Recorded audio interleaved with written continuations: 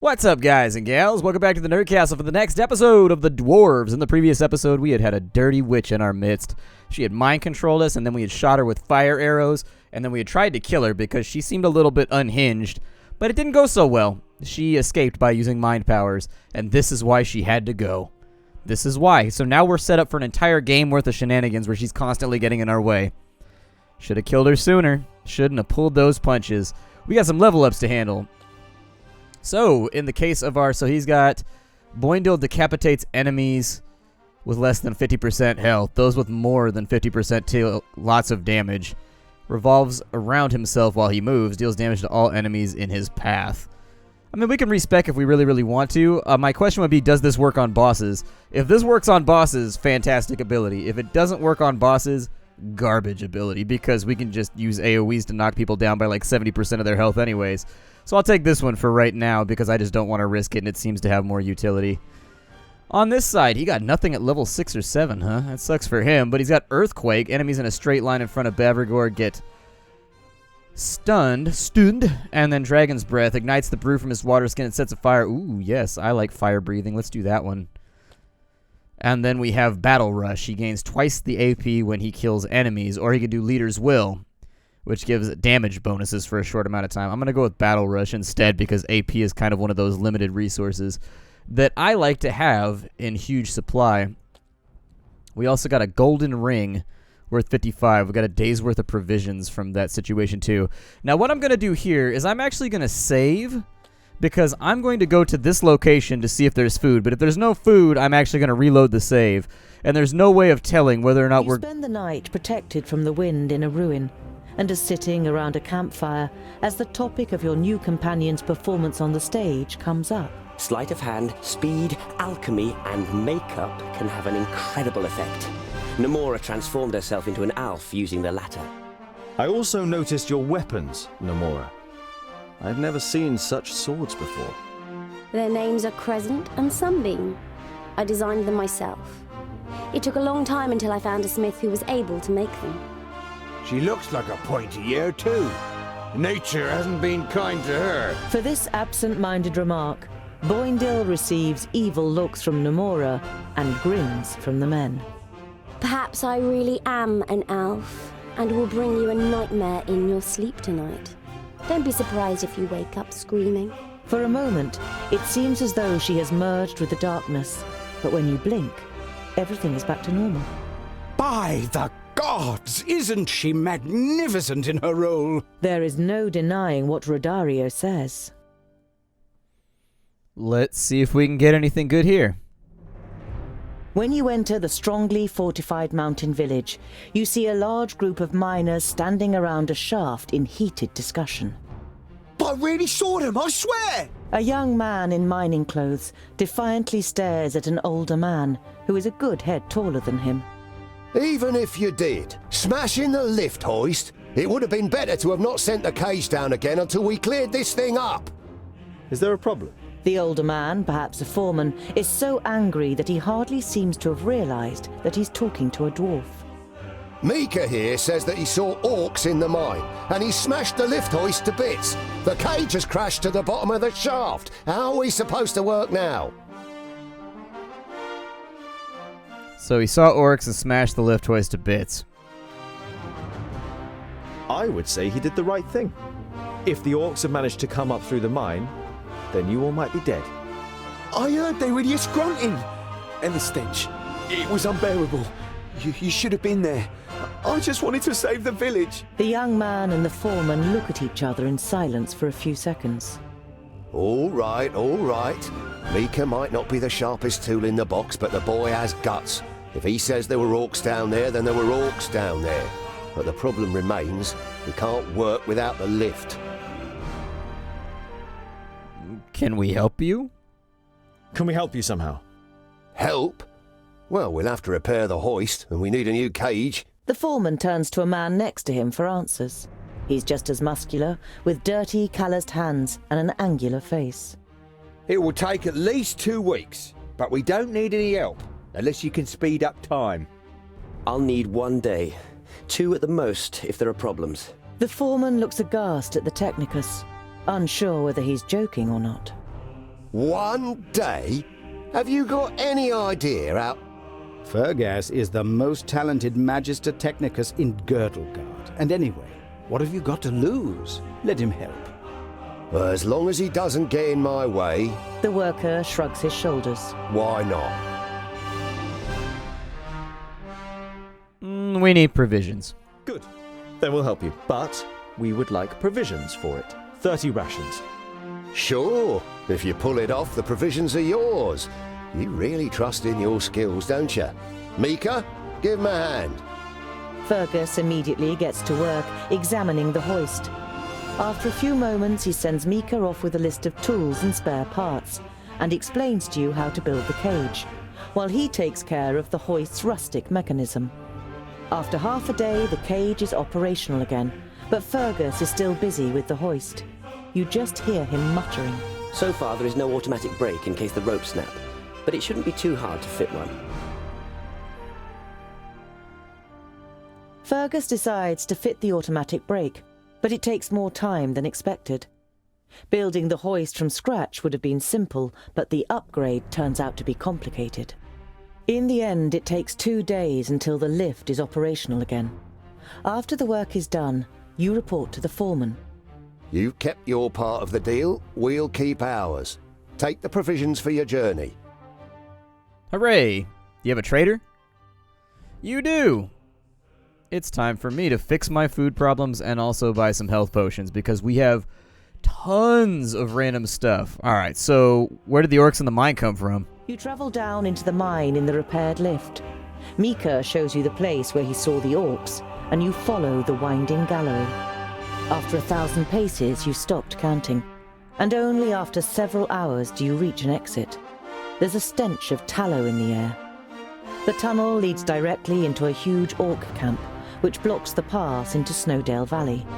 If you attacked from here, you'd have the element of surprise on your side.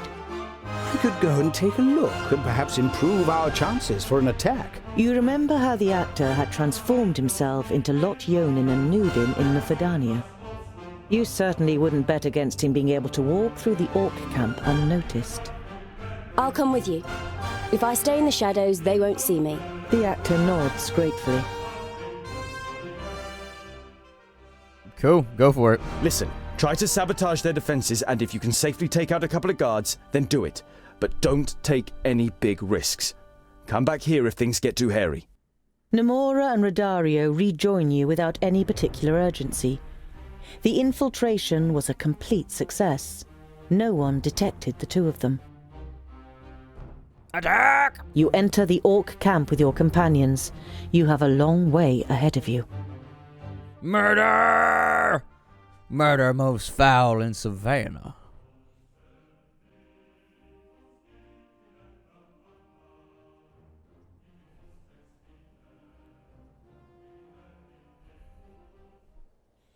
So who do I want to bring along, man? We got a selection this time around.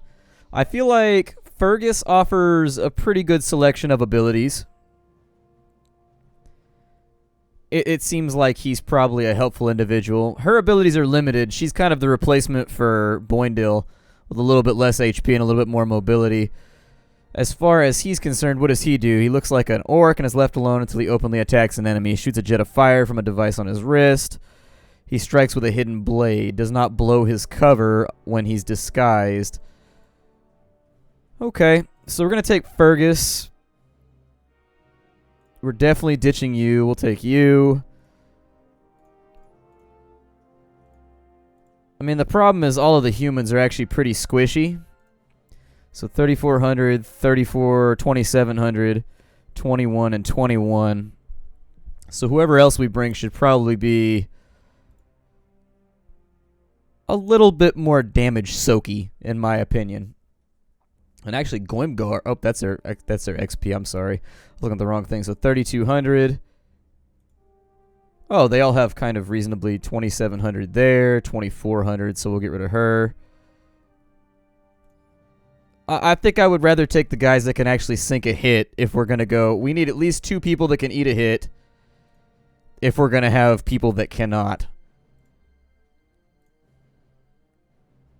Yeah, it's a little bit more risky bringing them in because given the fact that you die, if, like, you lose, you have to restart the fight if anyone dies. So given that fact, losing somebody is really kind of the worst things that can possibly happen. I'm going to bring Bavrigor. I'll just keep one squishy in the party, but HP, actually, for once, in most RPGs, HP isn't that big of a deal, but in this game, HP is a really, really big deal. Alright, so it's time to attack. We are under attack, right? How come people still have wounds? I feel like we traveled more than this. Alright, so you guys go this way. We're going to wipe out some of these archers.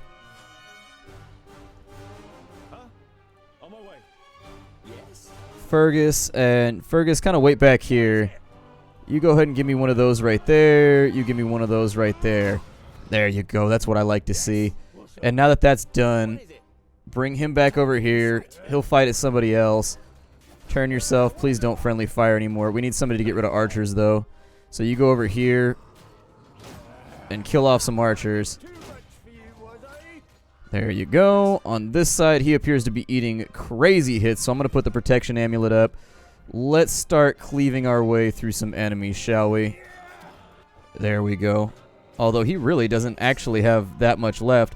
Let me have a W right there. He's stunned. What did that do? Causes lots of damage over time to a single target. Oh. Yeah, do the shrill thing. There we go. Get him off our back for right now. He's actually taken way too much damage, probably from archers. They do have a pretty dominant position right now.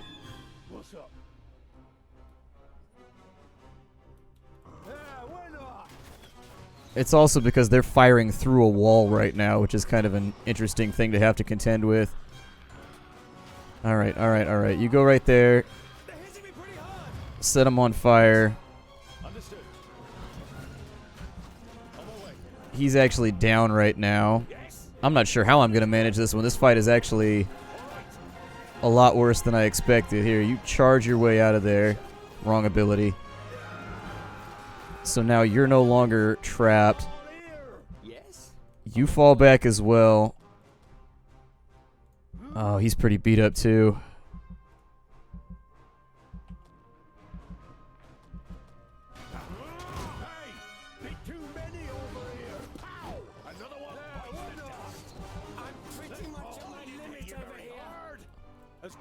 Alright, everybody fall back.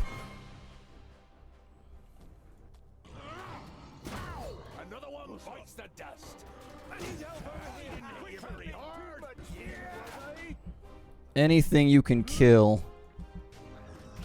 is kind of important at this point. Avoiding friendly fire is probably a reasonably solid expectation too. Go ahead and give us some space to play with by knocking them down. Bowendahl's out front. Everybody else is in cover until they regenerate.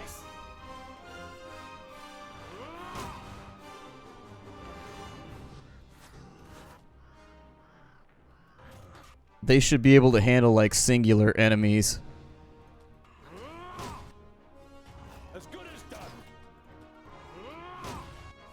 Like, I don't want to overdo it, though. Ah, well, shit. We're dead. Yeah, they are firing through collision and stuff like that, which is a little bit of an annoyance. I don't know. Let's take a look at this and see if I can move things around and try again. This is actually... I've been attempting this level for a long, long time now. I've been attempting this level for a while. As far as I can tell, maybe if we can pull little batches of enemies to us and work them through. They're also starting with, like, HP missing and stuff. I didn't check to see if they have injuries, but I don't think they have... I don't think they did before we came into the map, but I keep seeing that, like, when we start combat, we have people with missing HP, and I'm not sure why. I think the first thing we got to do is we definitely got to get rid of some of these archers over here. And so the archers appear to be doing a huge amount of the damage that ends up, like, ending us. So I'll send him into combat, and hopefully... Oh, he's already gone into Blood Rage. So the rest of them are going to have to rush into combat over here and kill off some of the orcs that were hiding inside this camp. Because if we can't get rid of them, it's going to represent kind of an irritating issue for getting rid... I mean, this is a tough map. This really sincerely is. This map has been kicking my ass now for about an hour. and I'm not really sure how I should plan on winning this. I've tried different combinations of characters, people that can teleport to kill archers and stuff like that. I've tried stealthing my way through. I've tried doing a whole bunch of stuff to eliminate the enemies, and it just has not gone well. Like, this enemy is, I'm sorry, this map is just stomping me. He's raged out again. This map has been stomping me out with a quickness, though. No, don't jump. I just want you to kill them as rapidly as possible. Just go through and stab them to death. Yeah, just do... There you go. Perfect. Just eliminate them as rapidly as possible, because the archers do so much more damage than everybody else that if... Oh, no, he's taking damage. If I can charge him through, maybe, give him an opening to fall back to the rest of his group, that'd be satisfactory. I gotta weave him through carefully, though, because I don't want him to eat. His health is low, too. Shit. Okay. Man, they are DPSing through our health with a quickness. We're having a really hard time hanging with them. We're going to have to get some of these guys out of combat somehow, but it's like... We are really, really overwhelmed on this map. This is a rough one. This is a real, real nasty set of stimuli, if you know what I mean. I mean, if I can, I'm going to try and fall back to the cave, I guess. And if I can get people inside the cave and leave people who are wounded out fighting, so that the ones inside the cave can regenerate, the ones with decent health who are outside the cave can continue fighting and whittling away at the orcs. I mean, I think this might just be kind of a war of attrition. Like, we just keep grinding away at them, and then maybe, hopefully, eventually we'll work our way through our map. I mean, at this point, I don't even know what my objective is. It just says to get through the map, but we don't know what direction we're going in. We don't know if we're supposed to be walking, like, up and to the right, up and straight ahead. That didn't do exactly what I thought it was going to do. I was hoping that would... They don't seem to be regenerating very, very rapidly.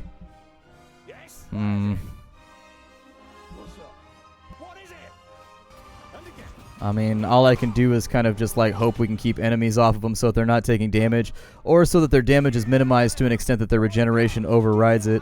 I think if we can get rid of some of these melee orcs over here, we'll be in better shape. I'm going to have you do your stompy thing inside the cave. Actually, I'll probably have everybody... Oh my god, he's pretty beat up too, so you head for the cave too. And if you could jump and mess up some of these guys, it'd be great on the way through. And so you go hide in the back of the cave with the rest of the group. I'll probably have to pull back Tungdil pretty soon too, because I don't think his health is going to hold out. It's strange, actually, how good our two-handed guy is. Like, he is really, really solid when it comes to just, like, soaking hits, like, to a surprising extent. Boindall has turned into, like, one of those characters who's just, like, he's clutch. He really sincerely is. He's super clutch. So he's wiping them out. We've basically killed off everything in here. And now we got to see if this strategy for regeneration is going to work. I do think their health is going up. Not very quickly, but it's going up quickly enough. Although we may have to do a little bit of dithering and timing and all sorts of that. I mean, it feels like cheese to me to do this, though.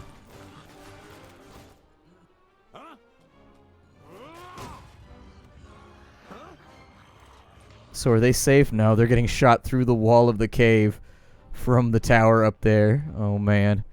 That's definitely a little goofy. That is absolutely not something that I'm a super huge fan of. I mean, this map is tough, and so I'm being forced to cheese in order to make it through. And they are regenerating faster than the arrows are hitting us, but I don't think there's any reason they should be allowed to fire through solid stone walls. Those goblins have been working on their upper body. They don't give a damn. That's some powerful crossbows and bows right there. They've been putting some serious weight into those ones. Just whooah. The upper bodies on these orcs. The upper bodies on them. And so what I'm going to try and do is I'm going to get their health back up. We'll run out. We'll pick off a group. We'll come back. We'll regenerate. We'll pick off a group. We'll come back and repeat. And while it does seem like super nasty, stinky cheese, I don't really feel like they've left me with a tremendous amount of options. I just don't see that as being a thing that's going to work out so great. Like bum rushing the entire map. So, given the fact that I don't actually think you can fight through this level, I'm going to change things around slightly. I'm only going to bring characters who are built for mobility. Characters who don't struggle with moving around, basically. And I'm just going to try and make a break for the exit. I'm going to swap this up slightly. So, Rodario, you were an orc before anything else. And now, I'm just going to run straight through, and we'll see what happens here. Hopefully it works.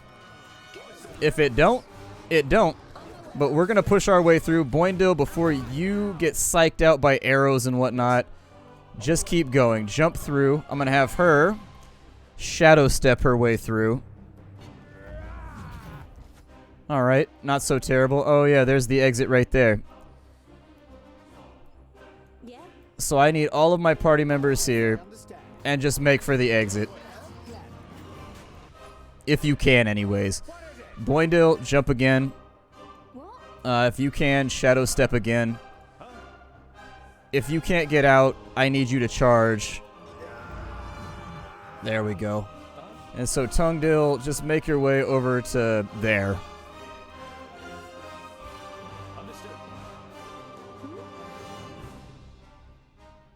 As far as you go, spread out slightly. Keep running. Get inside the end zone, please. You make your way for the end zone as well. So we have 2 people inside the end zone, although Tungdil is already kind of beat up, even though my camera's not centering on him. Tungdil, keep going. Come on, push your way through, buddy. Push your way through. Yep, there it is. And then what I need from you right now is a big charge. Bowling ball your dumbass through there. And now we'll take a look at what we can accomplish over here now that we're actually in the goal zone. You try to get through to the opposite end.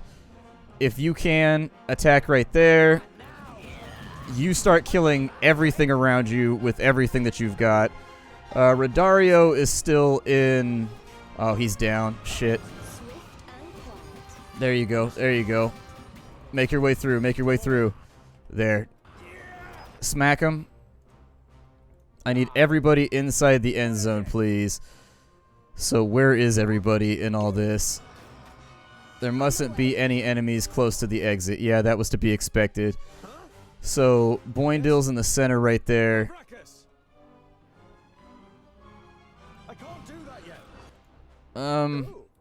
You...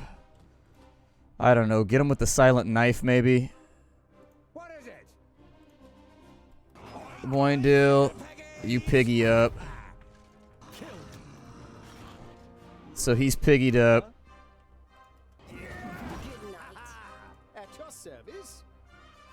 And that's an AoE, so we definitely don't want to do that. He's a little messed up, but I think he'll be okay, maybe.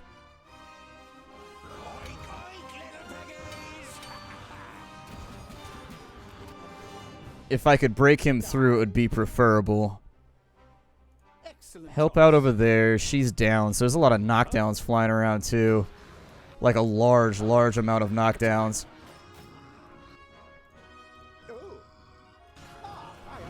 As soon as his knife is back up, I would prefer it if he does that right there. So that's a decent amount of damage. You get in line with him once you're no longer stunned. You teleport over to there. And as soon as it's available, you get her with whatever you've got. He's berserked. Rodario's still good, though. I want his health to stay up if we can.